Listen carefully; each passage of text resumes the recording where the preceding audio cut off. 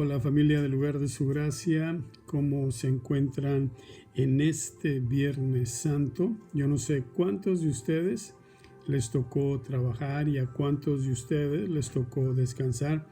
A mí en lo personal, el día de hoy pues me tocó ir a trabajar unas cuantas horas, pero ya estoy aquí en casa y listo para compartirte algo en cuanto a lo que el día de hoy se observa, ¿verdad? Nuestra celebración, primeramente Dios, será este domingo, cuando estemos ahí en el lugar de su gracia, celebrando la resurrección de nuestro Señor Jesucristo, celebrando su victoria sobre la muerte. Así que una vez más te quiero hacer la invitación para que este próximo domingo nos acompañes a partir de la 1 de la tarde ahí en el lugar de su gracia. Para las personas que no son de casa y que gusten acompañarnos, estamos ahí en el 1415 al oeste de la Wheatland Road en la ciudad de Duncanville.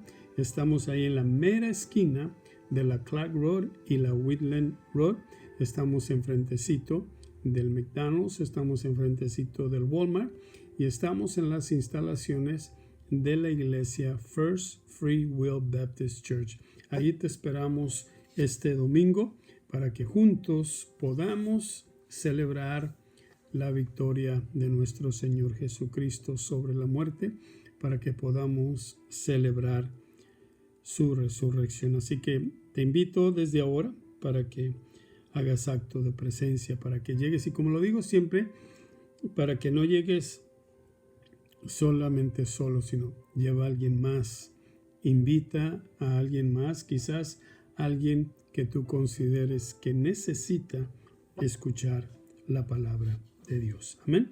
Así que ya le hemos pedido a Dios que tome control de este tiempo. Le hemos pedido también al Espíritu Santo que descienda, que baje, que nos toque, que nos ministre, que nos hable y que nos guíe también para poderte compartir lo que el Señor ha puesto en mi corazón el día de hoy.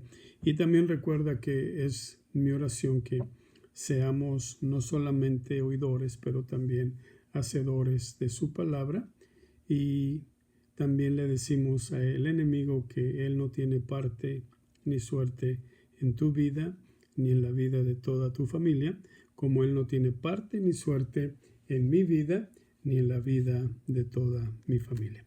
Así que si ya estamos listos, te voy a invitar a que si ya tienes tu Biblia a la mano, pues, y tu libreta para que pongas tus apuntes. Yo no sé cuántos de ustedes, por ejemplo, yo nací, o crecí más bien, bueno, nací también porque cuando nací era presbiteriano y crecí como presbiteriano. Y yo recuerdo que siempre ya cuando empecé a entender un poco más las cosas, recuerdo que mis padres siempre decían durante esta semana, no, pues que tenemos que ir a la iglesia porque es la llamada Semana Santa, ¿verdad? Entonces cada día se escogía un tema en cuanto a la Semana Santa. Y yo recuerdo que cuando llegaba el viernes, decían mis padres y el pastor nos recordaba el domingo, que teníamos que llegar para escuchar el servicio el viernes de las llamadas, el servicio o el mensaje de las 7 palabras. Y hacía referencia a lo que Jesús dijo ahí en la cruz, ¿verdad? Y quizás hemos oído acerca del mensaje de las 7 palabras, pero si lo analizamos bien, un día me puse a analizar esto, y si lo analizamos bien, no fueron 7 palabras las que dijo Jesús en la cruz, sino más bien pudiéramos denominar eso como las 7 oraciones que Jesús dijo ahí en la cruz. Porque se dice que debido al gran dolor físico que experimentó Jesús al momento de la crucifixión, en ese momento cuando él estaba siendo crucificado, se dice que Jesús habló con mucha dificultad durante sus últimas horas ahí en la cruz. Pues tenemos que imaginarnos por lo que él estaba pasando, tenemos que imaginarnos también el dolor, ¿verdad? El cansancio que ha de haber sentido. La palabra narra solo 7 oraciones, ¿ok? 7 oraciones que él mencionó en la cruz. Pero si en verdad lo analizamos, cada una de estas oraciones, ¿ok?, nos revela que Jesús se mantuvo en control aun cuando moría, ¿ok? Y cada una de estas palabras o cada una de estas oraciones tenía y tiene en sí un gran significado. Por ejemplo, si tienes tu Biblia, vamos ahí a Lucas capítulo 23, versículos 33 y 34. Ahí en Lucas capítulo 23 vamos a leer el versículo 33 y 34. Y dice: y cuando llegaron al lugar llamado de la calavera, le crucificaron allí y a los malhechores, uno a la derecha y otro a la izquierda. Y Jesús decía: Padre, perdónalos porque no saben lo que hacen. Y repartieron entre sí sus vestidos echando suertes. La primera oración podríamos considerarla como una súplica por misericordia, ¿ok?, compasión, y hacia las personas que lo estaban castigando, o podríamos decir hacia sus tormentores, de aquellos que desde que la cruz se dice que fue alzada, los soldados se jugaban su ropa. Ahora hay algo bien interesante, porque dice el versículo 33, y cuando llegaron al lugar llamado de la calavera. El nombre en arameo de calavera es Gólgota y en el latín es calavaría. Y esto es quizás porque nos daba una idea o porque denotaba el aspecto de ese lugar, porque ahí en ese lugar es donde se llevaban prácticamente las crucifixiones, ¿verdad? Aquellos que pusieron a Jesús en ese lugar para darle muerte, actuaron, si lo puedo decir de esta forma, actuaron en ignorancia, porque no sabían precisamente ni exactamente lo que ellos estaban haciendo, porque en sí ni siquiera sabían a quién estaban crucificando. Un ejemplo, podríamos decir, aquí el Señor Jesús nos da un ejemplo en cuanto a lo que llamaríamos nosotros la intercesión. Se dice que estas palabras que el Señor dijo, Padre, perdónalos porque no saben lo que hacen, fueron pronunciadas por Jesús mientras los clavos le eran encarnados, o quizás al momento en que la cruz fue alzada y desde el momento en que la sangre de nuestro Señor Jesucristo empezó a ser derramada. Desde ese momento Él empezó a interceder en vez de maldecir a sus enemigos. Él intercedió, ¿ok? Y aquí se cumple lo que vemos en el libro de Isaías, capítulo 53, versículo 12. Pero me llama mucho la atención lo que el Señor dijo, ¿no? Dice: Padre, perdónalos porque no saben lo que hacen. Por eso te digo, estaban actuando en ignorancia. Dice el Señor Jesús ahí en ese momento: Señor, perdónalos porque no saben lo que están haciendo. Qué bonito es ver que nuestro Señor Jesucristo, en ese momento de dolor, en ese momento de sufrimiento, como vuelvo y te lo digo, en vez de estar maldiciendo, Él intercede por esas personas, ¿verdad?, que le estaban aplicando, si lo puedo decir así, ese castigo. Dice: Padre, perdónalos porque no saben lo que hacen, ¿verdad? Y en Isaías capítulo 53, versículo 12 nos dice: por tanto, yo le daré parte con los grandes y con los fuertes repartirá despojos, por cuanto derramó su vida hasta la muerte y fue contado con los pecadores, habiendo él llevado el pecado de muchos y orando por los transgresores. Wow, lo que dice aquí en Isaías capítulo 53, versículo 12. Pero también me llama la atención lo que dice en Juan capítulo 3, versículo 17. Todos conocemos lo que Juan 3:16 dice, ¿verdad? Porque de tal manera amó Dios al mundo que ha dado su Hijo unigénito, para que todo aquel que en él cree no se pierda, mas tenga vida eterna. Pero ¿cuántos de nosotros hemos leído el siguiente versículo? El versículo 17. Mira lo que dice: porque no envió Dios a su Hijo al mundo para condenar al mundo, sino para que el mundo sea salvo por él. Si lo pudiera decir de otra manera, para que el mundo sea salvo por medio de él.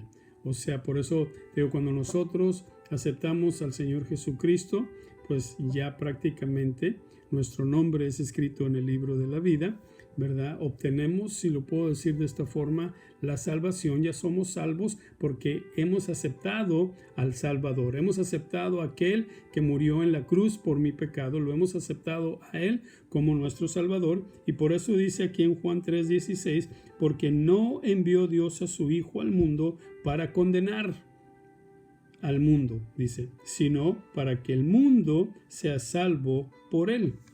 Esa fue la primera oración, ¿verdad?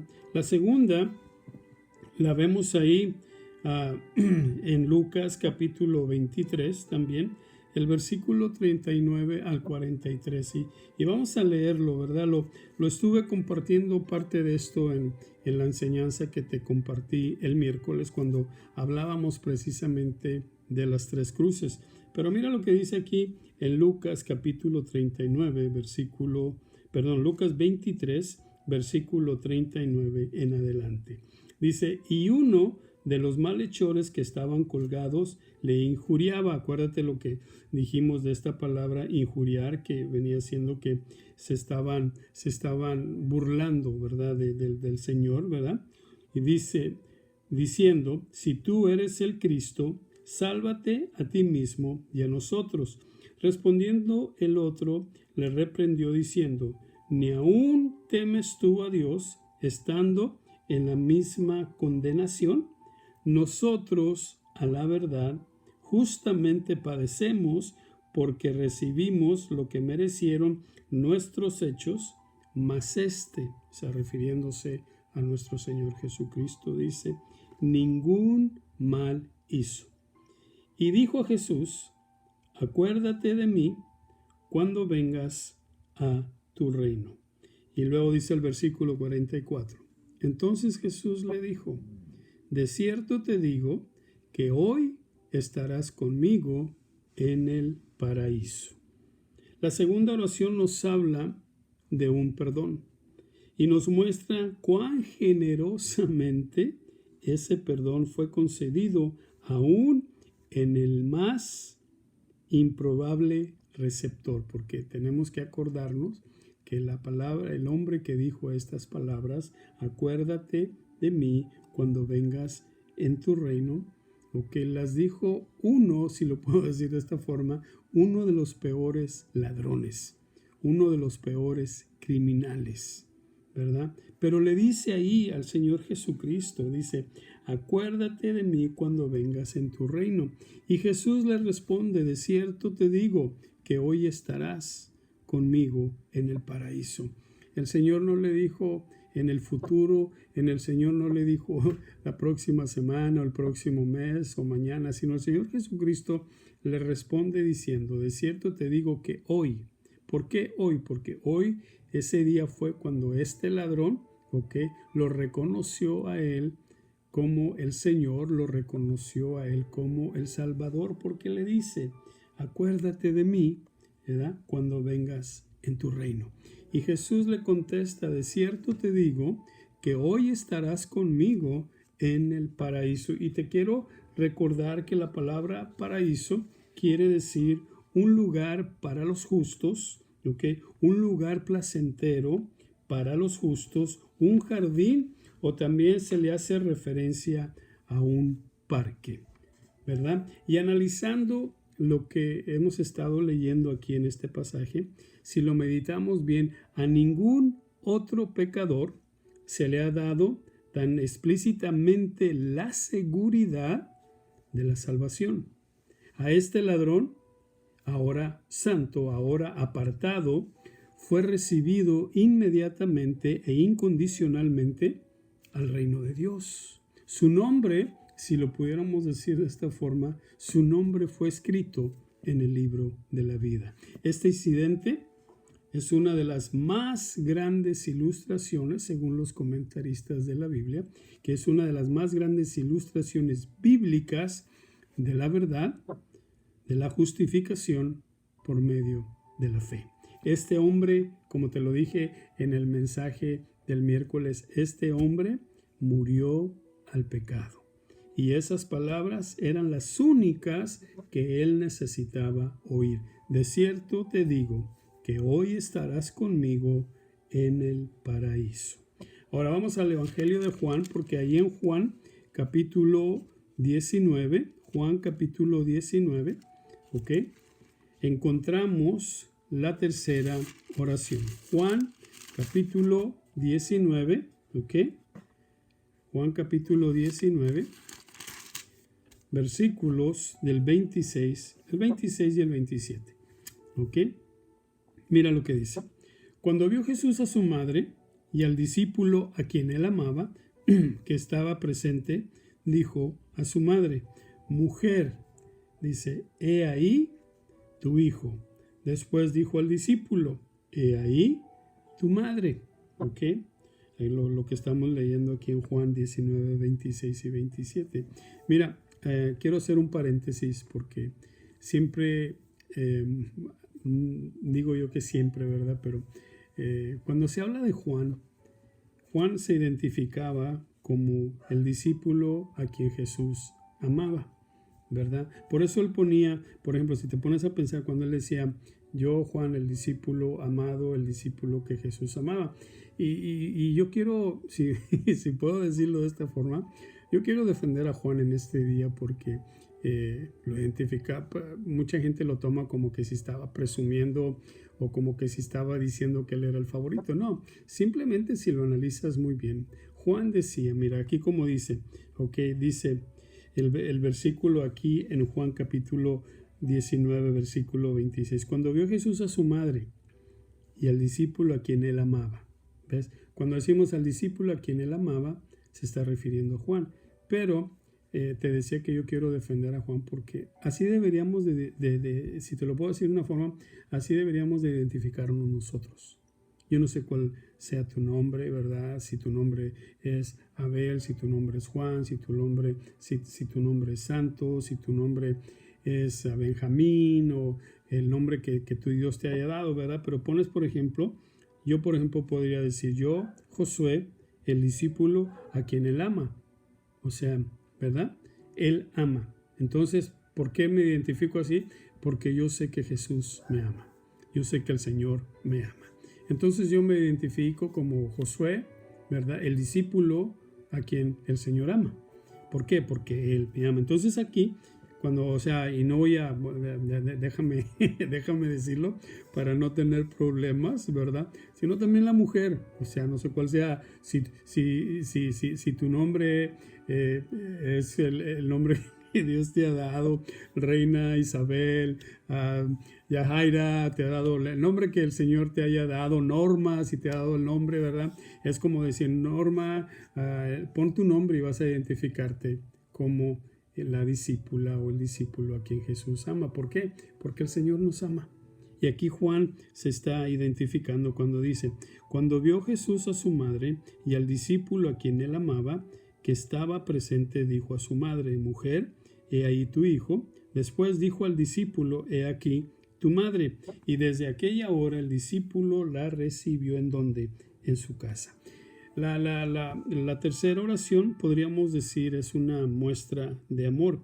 Cuando Jesús dijo estas palabras, mujer, he ahí tu hijo, no se estaba refiriendo a él. Es muy probable que se estaba dirigiendo al discípulo al quien él amaba, o sea, a Juan, y a la vez proveyendo la prohibición para María, ¿verdad?, en los años por venir, porque sin salirnos del tema, no sabemos exactamente dónde estaba José. Quizá José ya había muerto, no sabemos, la Biblia no nos dice qué pasó con José, el padre terrenal de Jesús. Pero cuando él hace eso y dice, mujer, he ahí tu hijo, se estaba dirigiendo a Juan, ¿ok? Y a la vez proveyendo la provisión para María en los años por venir. Jesús le estaba delegando, ¿ok?, a Juan la responsabilidad ahí en ese momento de cuidar de ella, de cuidar de María en sus últimos años. Ahora, una nota bien importante, porque si te fijas, dice el versículo 26, mujer, ¿verdad? Mujer. Y algo que vemos en la vida de nuestro Señor Jesucristo es que Él siempre se refirió a su madre como mujer. Nunca se dirigió a ella como madre o como mamá. Siempre cuando se dirigía a ella, ¿verdad?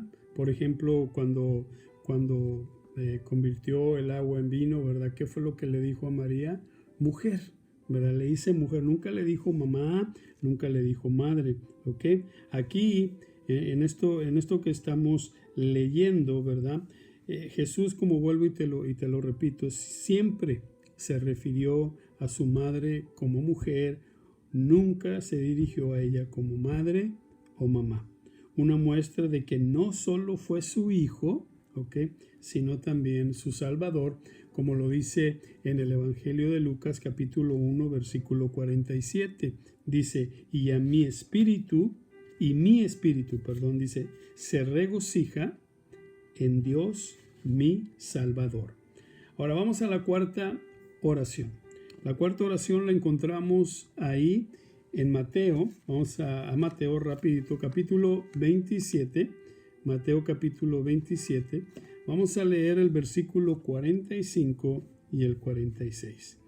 Dice, y desde la hora sexta, o sea, como al mediodía, dice, hubo tinieblas sobre toda la tierra hasta la hora novena, o sea, como a las 3 de la tarde. Cerca de la hora novena, Jesús clamó a gran voz, diciendo, Elí, Elí, lama sabactani. Esto es, Dios mío, ¿por qué me has desamparado? ¿Verdad? Dice aquí, Dios mío, ¿por qué me has desamparado? Todo parece indicar, cuando vemos esta oración, todo parece indicar que Jesús estaba haciendo eco a lo que leemos en el Salmo 22, versículo 1, cuando dice, Dios mío, ¿por qué me has desamparado? No sé si sepas, pero se dice que el Salmo 22 es una profecía acerca de la crucifixión. Jesús en ese momento se sintió solo, ¿ok? Aún siendo el Hijo de Dios, ¿ok? Se sintió solo. Él vivió esta experiencia a causa de nuestros pecados. Él vivió esta experiencia a causa de ti, a causa de mí, a causa de nuestros pecados. Y Él tomó nuestro lugar para que tú y yo fuésemos libres. Por eso te digo, en verdad reconocerlo a Él como nuestro Salvador, porque Él tomó nuestros pecados y Él tomó nuestro lugar para que tú y yo fuésemos libres. Él pagó nuestra cuenta, Él pagó con ese sacrificio, Él pagó por nuestros pecados y nos dio la libertad, nos dio el acceso a la vida eterna, nos dio el acceso para que todo aquel que lo acepte, pasará a la vida eterna. Por eso, este es un día en el que no solamente se trata de observar este día, sino el de tomar un momento, el de que podamos tomar un tiempo y ser agradecidos y poderle decir al Señor, gracias por ese sacrificio que tú hiciste allí en esa cruz. Gracias por derramar esa sangre que me limpia, que me cubre, que me purifica. Gracias porque por medio de eso, ¿verdad? Yo tengo acceso a la vida eterna. Gracias porque mis pecados fueron perdonados, mis pecados fueron llevados a la cruz. La quinta oración la encontramos ahí, si vamos a Juan, vamos a Juan capítulo 19, Juan capítulo 19, vamos a leer el versículo 28. Juan 19, 28. Dice después de esto, sabiendo Jesús que ya todo estaba consumado, dijo, para que la escritura se cumpliese, dijo, tengo sed, ¿verdad? Y aquí hace eco a lo que dice en el Salmo 69, versículo 21, pero dice, tengo sed. O sea, en otras palabras, al ver Jesús que todo se estaba cumpliendo de acuerdo a la palabra, ya cuando se acercaba el fin, su oración era en sí para un alivio físico. Dice el versículo, tenía sed. O sea, dice, tengo sed, ¿verdad? Porque ponte a pensar nosotros cuando tenemos sed, ¿verdad? El decir que tenemos sed es que cuando tomamos esa agua, cuando bebemos el agua, quiere decir que dejamos, ¿verdad? Obvio, de tener sed. O sea, el agua alivia o da un alivio a nuestra sed. Jesús dijo, tengo sed. Por eso te digo, su oración era un alivio físico. Dice la palabra, tengo sed. Esta sed demuestra la verdadera humanidad de Cristo. Qué interesante, mira, porque demuestra que en ese momento Jesús tenía una necesidad. Dice, tengo sed, ¿verdad que sí? Porque aún siendo Dios en carne, nuestro Señor Jesucristo experimentó lo mismo que cualquier otro ser humano. Él experimentó lo mismo que experimentamos nosotros. ¿Y a qué me estoy refiriendo? Bueno, Jesús experimentó cansancio, Jesús experimentó dolor, Jesús experimentó hambre, Jesús experimentó tristeza, llanto, si lo puedo decir de esta forma. Y aquí se cumple lo que vemos en el Salmo 69, versículo 21, como te lo dije anteriormente. Dice, y en mi sed me dieron a beber vinagre. ¿Ok? La sexta oración. Dice en Juan ahí, ¿verdad? 19:30. Dice, y cuando Jesús hubo tomado el vinagre, dijo, ¿qué fue lo que dijo nuestro Señor Jesucristo? Dice, consumado es. El contexto de esto en el original, o sea, en el griego, es una sola palabra y esa palabra es tetelesasti, e indica, mejor dicho, que la obra de redención se había completado de una vez y para siempre. Sus resultados serían permanentes. Hay una versión, la Nueva Versión Internacional dice, ¿verdad? Así cuando el Señor dice consumado es, en la Nueva Versión Internacional dice de la siguiente manera, todo se ha cumplido. O sea, qué interesante, ¿no? Cuando meditamos en esto, todo se ha cumplido. O sea, en otras palabras, Jesús murió victorioso, habiendo completado, ¿verdad? Lo que Él vino a hacer, ¿verdad? Su misión, su propósito, el cual era salvarnos. Por eso, cuando Él dijo, consumado es, o todo se ha cumplido, le estaba diciendo a su Padre, ok, yo ya cumplí mi misión. Yo ya cumplí el plan y el propósito por el cual fui enviado, ¿verdad? Su misión, por eso te digo, su propósito y también, como te digo, ¿cuál era? El salvarnos. El salvarnos. La séptima oración la vemos ahí en Lucas, capítulo 23, versículo 46. Y dice, Padre, en tus manos encomiendo mi espíritu. Vamos a leerlo una vez más. Dice, Padre, en tus manos encomiendo mi espíritu. Me llama la atención porque sus últimas palabras fueron dichas a gran voz y fueron tomadas del Salmo 31, versículo 5, cuando dice, en tus manos encomiendo mi espíritu. Y es una oración de confianza por parte de un justo, y Jesús ejercitó su fe. El Señor dijo, en tus manos encomiendo mi espíritu. Vuelvo y te lo repito, es como que ya en ese momento Jesús le dijo a su Padre, yo ya he cumplido mi misión, yo ya he cumplido mi tarea, yo ya he hecho mi trabajo, yo ya el plan y el propósito, como te lo digo, ya se ha cumplido. Y cuando Él dijo, en tus manos encomiendo mi espíritu, le estaba diciendo al Padre, consumado es. O sea, todo se ha cumplido. Todo se ha cumplido. Estas palabras parecerían para todos aquellos que lo amaban y aún aquellos que lo odiaban como algo tan trágico, porque Él está diciendo, en tus manos encomiendo mi espíritu, como diciendo, estoy a punto de morir. Pero fue el momento de victoria más grande en la historia de la redención. Y Jesús haría ese hecho tan glorioso, ¿verdad?, cuando resucitó de la tumba, de la muerte, unos días después.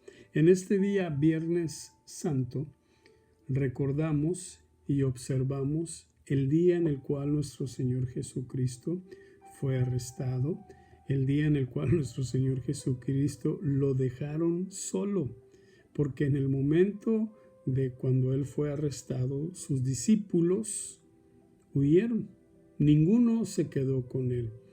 Y fue el momento cuando fue azotado, cuando fue golpeado, ¿verdad?, cuando fue castigado y cuando fue condenado a ser crucificado y fue crucificado.